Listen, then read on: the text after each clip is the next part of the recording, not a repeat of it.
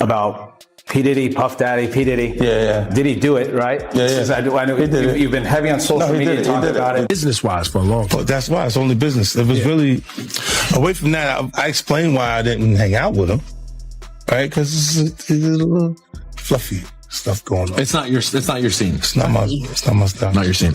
They hug you from the front and the back at the same time. I got uncomfortable with him because the way he was acting to try and get me to hang out with him was like, yo, I'll take you shopping. Like, and I'm like, what you mean?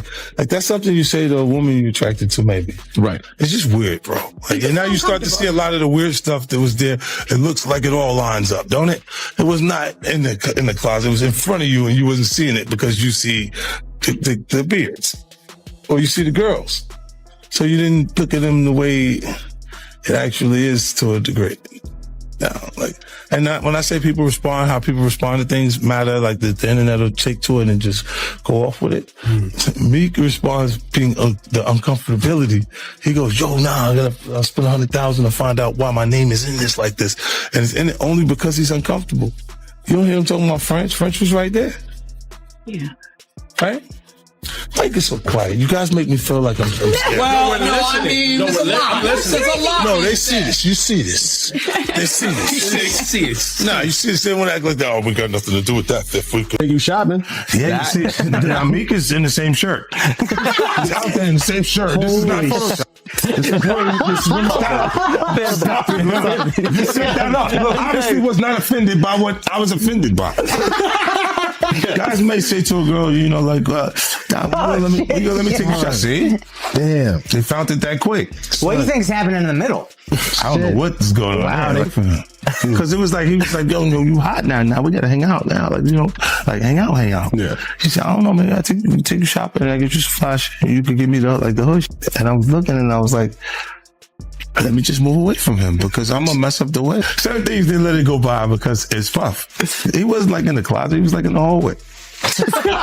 All these years, you being the only one calling this out. I look like I've been the crazy guy for a long time. You're a hater. You're a hater. You do this, yeah. And it's different than when it was 2016. You know, the game has been elevated. As we can tell, there's no expense being spared. We had a Black Billionaires lunch. Yeah, you understand? Right. And we here together, and we're gonna keep staying together. We getting tighter. You know what I'm saying? And united we stand, and ain't nothing else to us. Black excellence, right? Look, when Jay signed his contract, the big one was with Beyonce. When he signed that contract, the marriage contract, he got trophies. Now those trophies came rolling in, buddy. He started getting Grammys left and right, man. I mean, look, if you look at his career, You're gonna let him say that. Jay was getting Grammy. he had one. Exactly. He had one. And he ain't show up. He had like 20 now. Oh, He had like 18 since he been down. But he had one, bro. Hard Knock Life.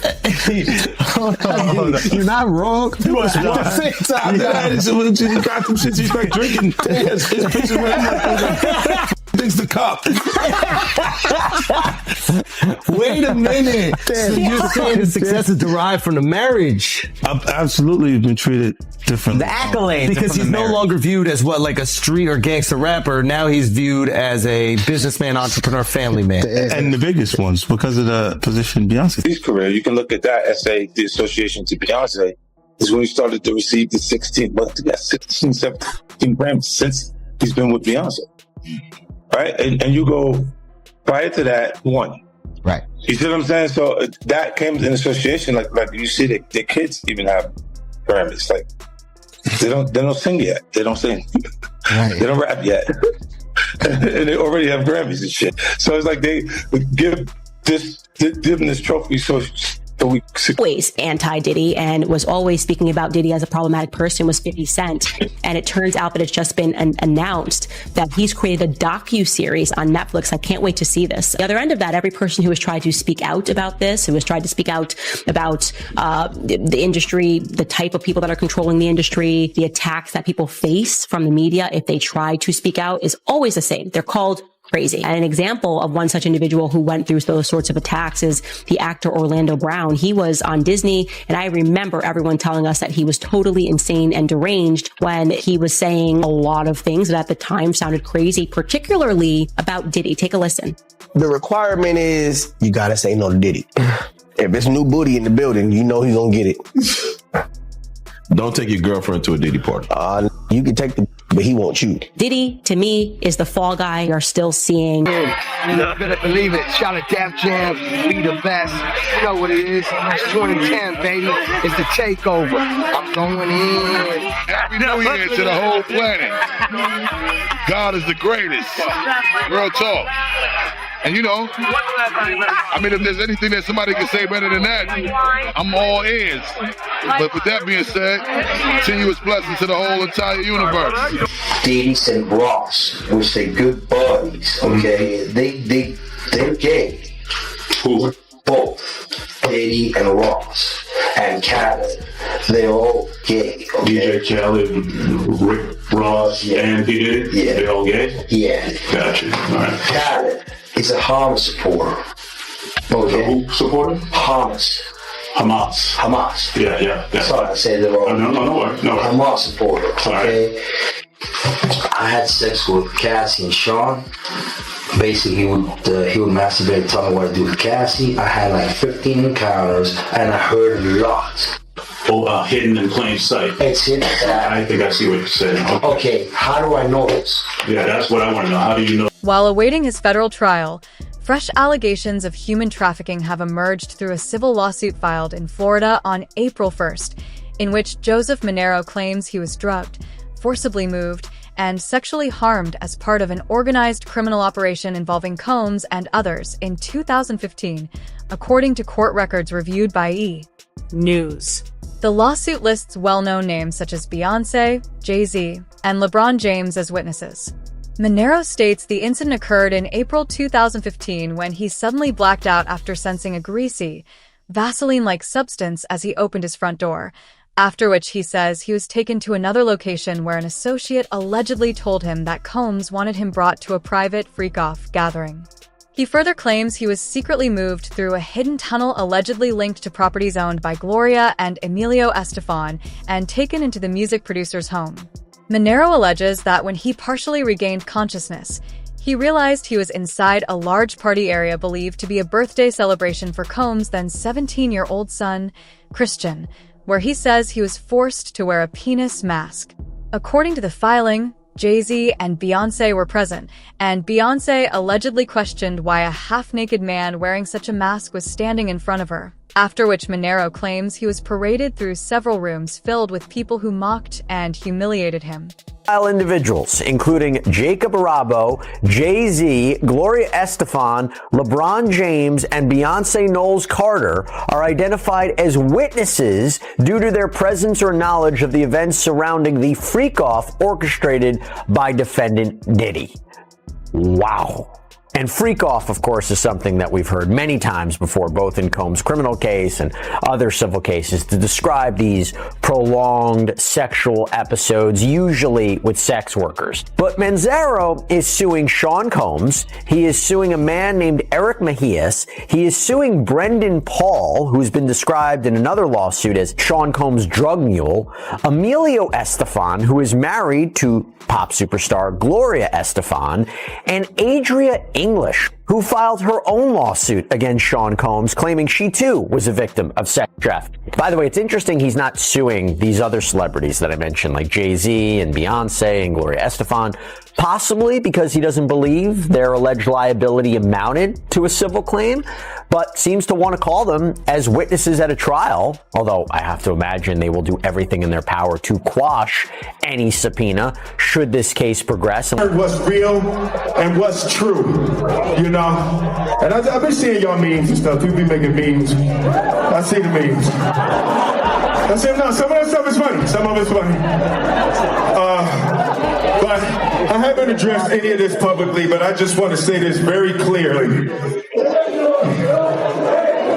I don't have to do with Puffy, so y'all can stop all them memes.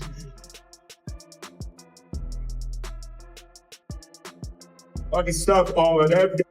I ain't been nowhere near no damn freak off. Listen, I do enough of my own. Don't be putting me in other people's. I ain't been nowhere near that man. I ain't did none of that stupid. So, whenever y'all hear it, if somebody say that, it's a damn lie. I don't even like baby oil.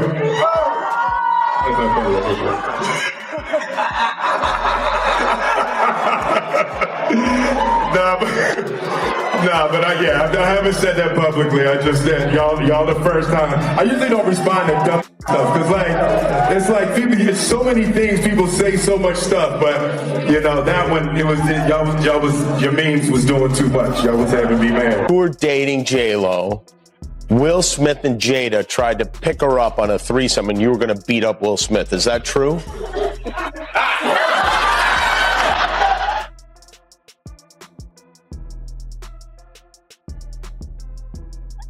You really heard that? What? Yeah, I watched it on the internet. You're telling me I can't believe everything I read? If you throw little and you don't throw out allegations, but like you kind of poke fun at them. You just ask questions. You're not worried that it comes back your way?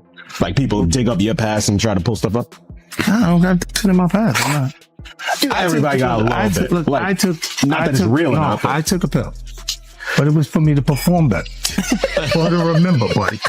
I didn't give her a drink so she forget what the happened. What the is going on here, bro? Yes, I took the drinks. I gave me the drug to perform. So she can remember and possibly love me for that. Did it work? What the yo, bro, look, I'm doing pretty good. Like, you know what I mean? Like, but I'm just saying, this is the opposite of normal shit that we're talking about, bro. That is why. I don't know why it's so hard for people so just for to people to feel like shit is you weird. would have something or you would have reserved energy because you feel like you was doing it too. This is people that are looking on separation between their hardships or their the things that they got going on that would be issues and what a celebrity's issues would be. Wait, what does that mean? They think all celebrities are doing the same thing. Yeah. Right, and when you see, if I wasn't saying anything, guess what? You could safely say that a person on the outskirts that is not involved in hip hop culture could think that everybody in hip hop culture. Daddy, P. Diddy. Yeah. Did he do it, right? Yeah. I know He did it. you've been heavy on social media talking about it. He did it. And I'm the only one who's been vocal about this long before it actually. Oh, you've been saying this for a long time now. And then no one was, they're just, why is he saying this? And now it's coming out like crazy. I mean, but I also didn't participate. I also didn't go to those parties. Yeah. So a lot of the celebrity culture that you don't hear saying anything is because they participated to a degree. But was there a reason you never went to those parties back in the day? Obviously, I know what was going on there, but is there a reason you never did? I'm just not with all that freaky shit. Like all of the stuff that he's doing, I'm not into that type of stuff. I'm just a little more, maybe you could say basic or normal. You go to the 90s, and Keefe D said he paid him to kill Tupac. Yeah. It's a little, like, you get the craziest accusations. You had TMZ created a docuseries. They went to Tubi, but the series is saying the downfall of Diddy. You're one of the first persons in entertainment to really call out people and kind of have that authority in that, to be able to call people out. I mean, which is pretty amazing. You're kind of, in some ways, draining the swamp of Hollywood. Yeah, I don't have a support system. I don't have a support system of peer group of artists that I require to do what I'm doing. I've had to be on my own from the beginning. So that you've been working on. Diddy do it? Right. You've been saying for years that you feel you knew Diddy's character. Right. Yet you said you weren't a part of that lifestyle. You weren't going to the parties. So what makes you so absolutely sure that these kinds of allegations that we've seen against him are true? Well, I'm surprised by the allegations, as surprised as everyone else is. Like, I didn't make the allegations. I didn't tell people to say these things. It comes out, I see it in the news like everyone else. But I did feel uncomfortable with the way you would present the idea of going to these projects. To come party with me. Yeah. And then that swayed me away from it. Just that alone. So you didn't realize as much stuff was coming. Like when I seen today, it was allegations of 3 men that said he drugged them and it's a long time, to be honest with you. Like when people don't remember being violated for 20 years, it makes me feel a little odd. What are your thoughts on the allegations against Jay-Z? That was interesting. When I was saying things, not knowing exactly what I was saying, but I was going, where's Jay at? He's mad quiet. Like while the Puffy thing was going on. But it's obvious now that his team was being made aware that he was in those allegations also. So I hope it works out, because with his family, the things that go on internally is that those accusations, it's kind of interesting. I think that civil suit turned into a look. They looked at it like maybe it's a criminal situation. Right. A little early, and it could have been the same lobbyists and the same people that use their connections to make that happen for Puff. Is that kind of why you was going hard on him the last couple years? Is it because of the liquor situation? Because, to be honest, since the situation he's in now, it's kind of like you fell back on him. Was this all over the liquor, or you just said? Well, most of that was motivation. That was competing, right? For with brands, and he was ahead of me. Right. Because he had been working on Ciroc and stuff like that. And then integrating it into our culture with Coco Loso and different things with different people connected to it. So, yeah, that's what that was. But when you look at, he would do a lot of foul shit, like behind his... You can tell me Pup went away for a long time, bro, but do you not hear the of Meek Mill? Do you not hear all of the shake it off, take that of Will Smith? Can you not give me the oh God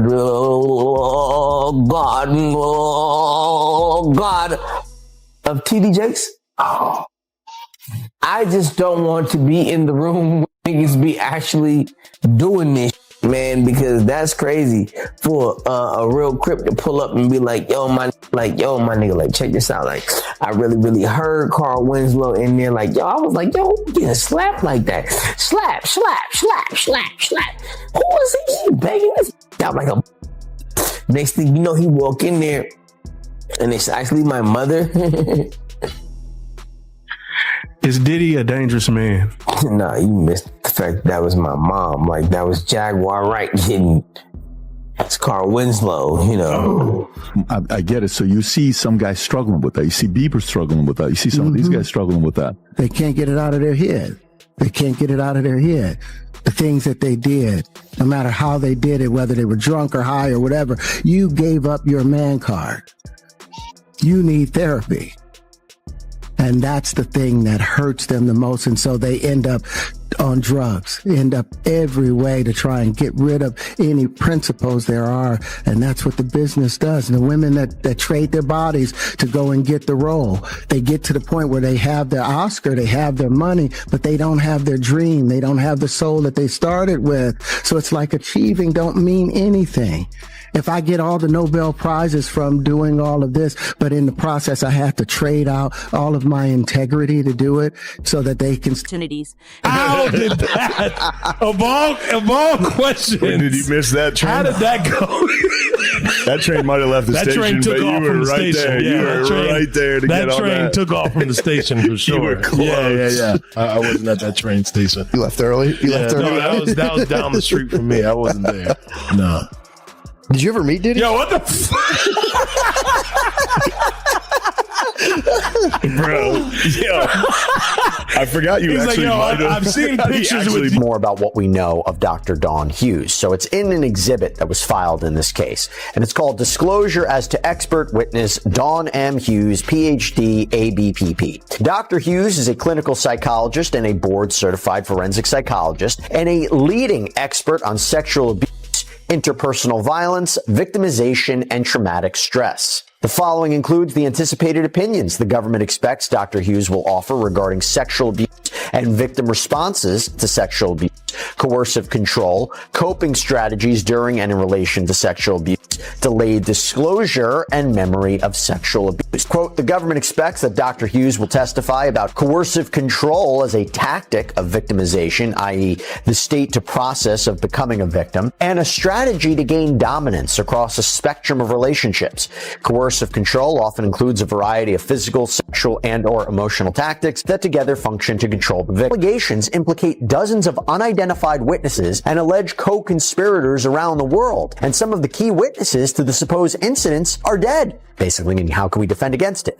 The defense is not even permitted to share the identities of the individuals described in the disclosure letter with Mr. Combs until April 18th, further hampering defense counsel's ability to investigate. Collectively, these new allegations require many months, if not years, to investigate, and if admitted, would require a series of mini trials, certain to double the length of a trial the government originally said would last 3 weeks. So this is an explosive allegation that on its face, I don't know if I necessarily disagree with. If they are bringing in evidence of uncharged conduct, wouldn't the defense have an opportunity to investigate it and challenge it?